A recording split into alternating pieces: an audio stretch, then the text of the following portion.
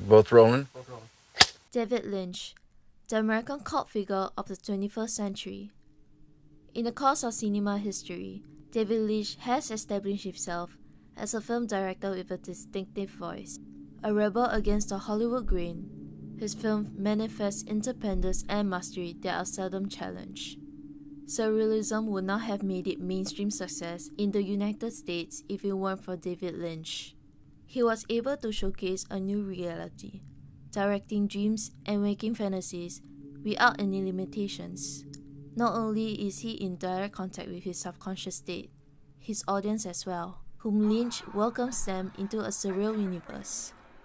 A gander into his films can only be described as Lynchian, having his films described as gruesome, uncanny, haunting, controversial, confusing, beautiful. Questions would impose to many. What kind of filmmaker is he to have such visions? Is he some sort of cinematic surrealist? A postmodernist, ironist, or visionary explorer? What does his works contribute to cinema? However, two questions I want to impose are: who is David Lynch? And how did his nightmare visions change American cinema? Born on 20 January 1946 in Missoula, a small Montana town, David Lynch originally wanted to be a painter, his childhood desire. He began to attend the Corcoran School of Art in Washington, D.C., in which he developed an interest in abstraction and was drawing realistic scenes. Then in 1965, he enrolled in the Pennsylvania Academy of Fine Arts in Philadelphia for painting. From there, he discovered the abstract works of action painters such as Jackson Pollock, Franz Kline, and Jack Kerouac. Later on, in utmost admiration for the works from Francis Bacon, Edward Hopper, and Rene Magritte. The green plants were sort of coming out of black, real, dark green coming out of black. And I was looking at this painting, and I heard a wind, and I saw the painting, move a little bit. And that's what started the whole thing. I wanted to see a painting move and have sound to it. During his second year of study in Philadelphia, using a 16mm camera, he used to make his first short film, Six Men Getting Sick, which was described as a type of animated painting, as opposed to anything approaching cinema. He soon again went on producing The Alphabet and The Grandmother, a combination of animation and genuine film footage. One of his films, The Grandmother, sparked interest on Lynch's entourage, so much so, he applied and received a grant from the American Film Institute. He abandoned his childhood ambitions in painting and immersed himself into an entire new medium. In 1977, from his sophomore years, he produced his first feature-length film, Eraserhead, inspired by his dangerous, violent neighborhood of Philadelphia. The film is about a helpless factory worker, Henry, married his malcontent girlfriend, who happened to be pregnant with an earlier fling and has to take care of this deformed baby. The unconventional narrative structure of Eraserhead achieved into conveying the tone of this picture, the feeling of unease, uncanniness, and horror, which resulted in the increased viewing intensity. In Eraserhead, Lynch's film frame invites spectators into the physiological depths of darkness. Its innate quality is the focus. The underground midnight film Eraserhead gained unexpected success and even secured a cult following. David Lynch moved on to produce his first commercial film, The Elephant Man. The story sets in the Victorian era with John Merrick, a severely deformed man afflicted with a rare disease from young. Once he was discovered by a surgeon, Frederick Travis, he is saved from his abusive circus ringmaster and gets treated like a human being. The Elephant Man is a film of faces that are like portraits in which the cameraman captures a change that disturbs us.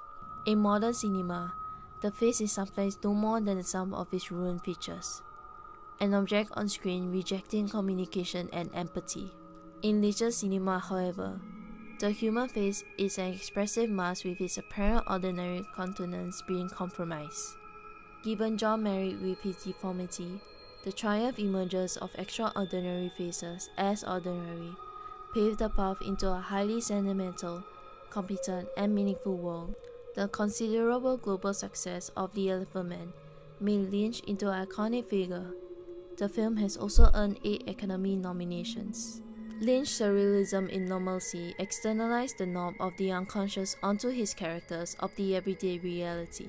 Blue Velvet, and already this movie has caused a firestorm around the country, with some advanced reviews calling it a masterpiece and others calling it sick and depraved, and still others calling it a sick, depraved masterpiece. Blue Velvet is the first ever film in which Lynch manifests his art into making everyday life unusual. The smooth, unusual style provides an entire measure of strangeness and horror for the simplest images, and then edits it in a slightly different way. In this case, this was through a kind of duality, normality and monstrosity, the surface and the underbelly of appearance, the unfamiliar and superficial, revealed as the film tool's balance. His entire work, controlled and finished, with something none of his later films, more fragmented and all over the place, would aspire to be. Overall, Lynch's universe is established, regaining back his confidence and returning to his former boldness in filmmaking after Blue Velvet. He went on to produce Wild at Heart, Mulholland Drive, Lost Highway, and a prequel of the worldwide TV sensation, Twin Peaks: Fire Walk with Me, all of which dive into the relationship between the serene and obscene in the aestheticized viewers. The violence in his films is real, shocking, and dangerous in full light. Yet it is still the front for a greater and more mysterious disruption, intensifying the shock of the audience's nervous system. In the case of Blue Velvet and Twin Peaks, violence lurks just beneath the suburban American small-town surface of every word and gestures.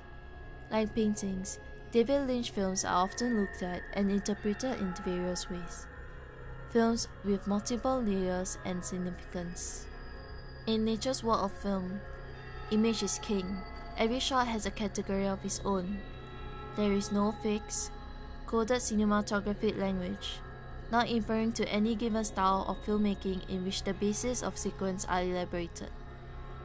Rather, in a few and simple well-framed shots, Lynch is able to subtly evoke the reconciliation of two characters, an inevitable outcome of death. He reviews continuous camera movement freely, tracing fancifully around space, unconnected with any of the characters' gazes. Things by Francis Bacon, and it was, like you say, thrilling. As mentioned, David Lynch has utmost admiration for action painters like figurative painter Francis Bacon, realist Edward Hopper, and surrealist Regan Ricketts. Lynch's homage to one of the thrilling Bacon tree studies for the crucifixion canvas with Red Room from Twin Peaks. Lynch's aesthetic inspiration, especially from the works of Bacon, emits out the fear of chaos beyond the cultural impulse. A thrill, it's like a beautiful storm comes over us. It happened with seeing Francis Bacon's paintings. In addition, typically, Hollywood films has this belief that the main subject in narrative is most important in all meaningful opposition, crisis, and resolution. However, Lynch's narratives are structured to complicate the viewing subject's position as voyeur, making them fraught with contradictions. This kind of narrative dislocation is not just to replicate irony and comfort social circuit. Rather, the film respects what the audience already know, that their own narratives are already deconstructed. The world of David Lynch films welcome viewers into the forum of a familiarity, a nightmare portrayal of reality. He is a filmmaker who honors the beauty and immersive of the world and its diversions, its tonal breaks, its sublime as well as its dory aspect. Just like our dreams, David Lynch films tells about the struggles and artistry which never conclude or allow for easy understanding. He never interprets his own films, he lets his audience do so. Where you get why these things are, why everybody has a little something different to say, because it's up to, whoever's writing or whoever's viewing to, to make up their own mind. It's the viewer that is the magic part of the whole process. Every viewer who stands in front of a certain photograph, they're getting a different thing. And I like to think of it as kind of like a circle goes from the photo to the viewer, back to the photo, a kind of a strange internal dialogue goes, and it's different for each person, even though the photograph is exactly the same.